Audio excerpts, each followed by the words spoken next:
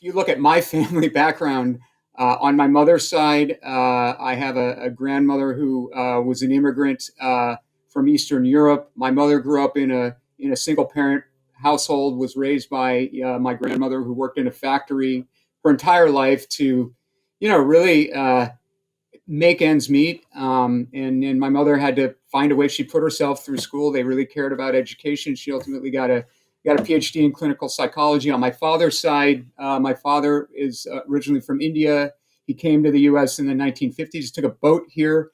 And it's a more common, sort of narrative, I think, for non-resident Indians today. But he was in an early cohort of people who, came to this country to get an education and really with the expectation that he could have a better life here, but without really knowing what to expect or what that would mean. And I think, and my parents were really unusual in some respects, an Eastern European, first generation Jewish American woman and an immigrant Indian father.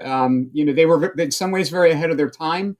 I think, and my father, ended up, first getting a PhD in biochemistry, and then ultimately became a business person in the biotech industry. And I watched them, growing up, and I didn't really understand at the time. I think, there were many ways in which the U.S. probably wasn't the perfect idealized place where everything, just went well and everything, was easy. On the other hand, I saw them, really have both of them a mindset which is, not taking things for granted, um, you know, embracing at some level that they were different and that, that they felt strongly about wanting to connect with the who and what that they were, and feeling that this country, was somehow, it's definitely not perfect, but I think for both of them in their own ways, if you really understood their backgrounds and where they came from, having a deep